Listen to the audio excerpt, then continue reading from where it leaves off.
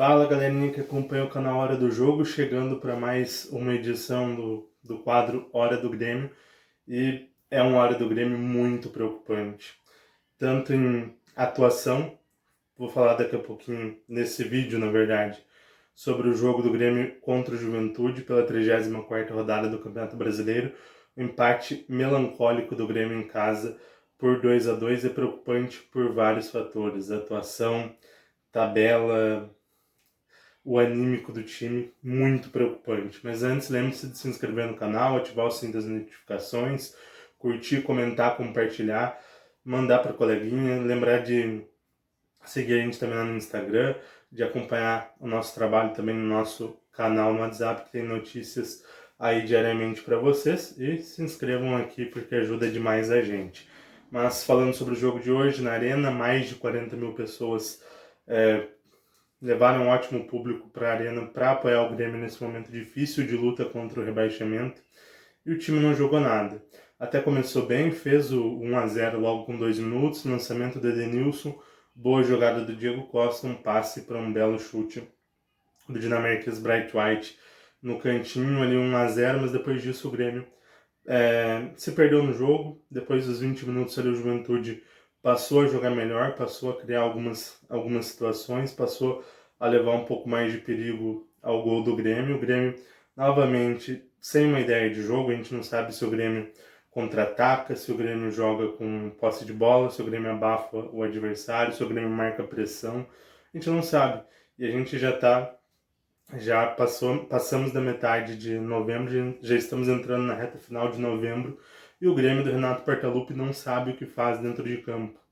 Você não tem uma tática, você não tem um estilo de jogo, você não tem treinamento. Teve 10 dias para treinar, mas parece que quanto mais treina, pior o time fica. A equipe tomou o gol de empate na reta final do primeiro tempo. O jogo foi para o intervalo empatado em 1-1. Renato poderia ter mudado o time, poderia ter trazido alguma novidade. O Edenilson, apesar de ter participado bem da jogada do primeiro gol do Grêmio, é um jogador que não agrega em nada. É um jogador que é um... Desculpa a palavra, desculpa ser rude com o jogador, mas é um jogador que nunca ganhou nada. É um jogador que sempre esteve em times perdedores, em times grandes, óbvio, mas em times grandes que estavam em momentos terríveis. Foi assim no Inter, foi assim na época do Galo, que até tinha bons times, mas não foram ali na época dos títulos. No Corinthians até foi onde ele foi melhor, e no Grêmio tem sido assim novamente. É uma insistência que não faz sentido. O Renato mudou o esquema mais uma vez, hoje jogando com os dois atacantes. Até acho que isso funcionou razoavelmente bem, foi parte importante para a jogada do primeiro gol, mas é um time que depende do individual, depende da individualidade de alguns jogadores, que a gente tem essa qualidade do meio para frente. O Bright White é um ótimo jogador, o Diego Costa fez um ótimo primeiro semestre, o segundo semestre é bem acidentado, mas é um jogador que tem muita qualidade. A gente tem o Aravena, que é um bom jogador, o Arezzo é um jogador que tem qualidade, mas recebe pouquíssimas oportunidades, o Soteldo tem a sua qualidade. Então do meio para frente, Vila Sante, Monsalve, Cristaldo, você tem qualidade. Na defesa a gente tem os nossos problemas, mas daria para fazer mais. Daria para fazer um campeonato muito melhor do que o Grêmio está fazendo. Até seguindo, o Grêmio começou muito mal o segundo tempo, tomou a virada aos 6 minutos, teve um pênalti logo em seguida e o Marquezinho defendeu. O Marquezinho que foi muito criticado ao longo da temporada, principalmente por um péssimo desempenho nas cobranças de pênalti, onde ele nem acertava os cantos, e nos dois últimos ele defendeu. Defendeu contra o Atlético Goianiense, mas infelizmente ele tomou o gol no rebote. Dessa vez ele defendeu, e não foi um pênalti tão mal batido. Foi um pênalti que foi no canto, tá certo, não foi forte, mas foi cobrado no canto e ele buscou. Então o Marquezinho está muito bem, e se não fosse o Marquezinho, o Grêmio estaria numa situação ainda mais delicada. Fez várias defesas no empate contra o Fluminense, fez várias defesas hoje, fez várias defesas contra o Palmeiras. É verdade que a gente perdeu, mas poderia ter sido uma goleada histórica e ele salvou. Então o Marquezinho no Grenal também fez boas defesas, a gente também perdeu, mas poderia ter sido uma derrota pior se não fosse ele. É um jogador que é um dos melhores do Grêmio aqui nesses últimos jogos, e se o Grêmio somou alguns pontos nessas partidas é muito pelo trabalho e pelo bom desempenho do Marquezinho.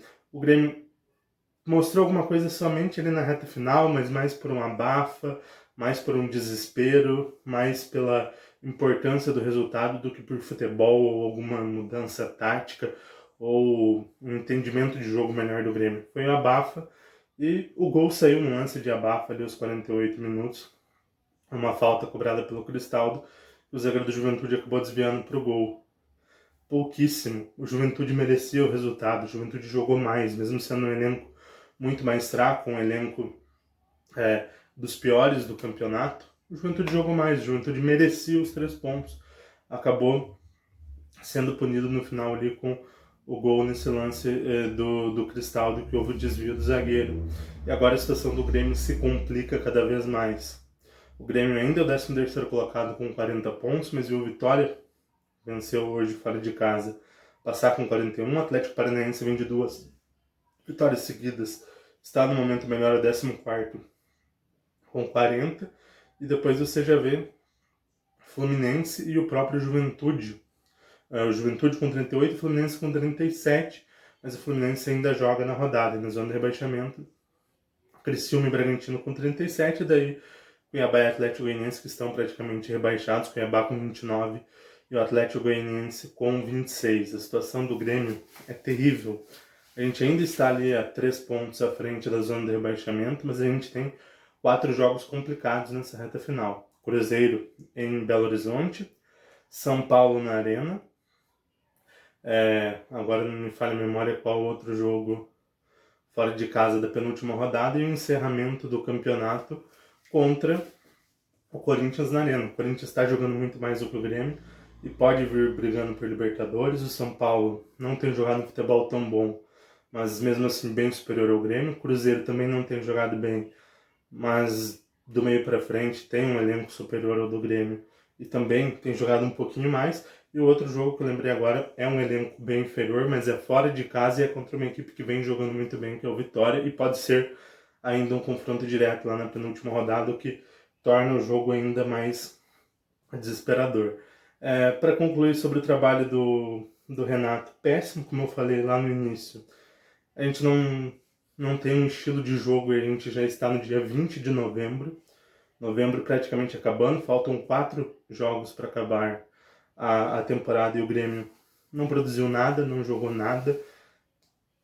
Não tem estilo de jogo, como eu falo, várias horas do Grêmio, várias edições ao vivo do Hora do Jogo. O Grêmio não tem um padrão de jogo, o Grêmio depende de individualidades, e isso na maioria das vezes não funciona. Pode funcionar ali para você fazer um ou outro gol, mas aí você perde por 2-1, porque a sua defesa também é desprotegida, porque você tem dificuldades no setor defensivo, no setor de marcação no meio campo. Você não tem uma jogada de aproximação, você não tem uma marcação-pressão, você não tem nada. O trabalho do Renato Portaluppi não tem nada. E todos os treinadores, sejam eles badalados ou não, sejam eles brasileiros ou estrangeiros, quando precisam fazer alguma organização tática, alguma modificação tática, eles superam o Renato. O Renato hoje, e principalmente ao longo dessa temporada, não entregou nada taticamente. Ele é quase, sei lá, parece que ele não sabe nada de tática, parece que ele não consegue concatenar ideias, não consegue organizar o time do Grêmio para fazer bons jogos, para somar o mínimo de pontos possíveis, para fazer pelo menos bons jogos dentro da arena. Não consegue. Ele não conseguiu formar um time. E no ano passado, cada vez mais vai ficando claro que o Grêmio só conseguiu a campanha que conseguiu por conta do Luis Soares. Isso vai ficando cada vez mais claro.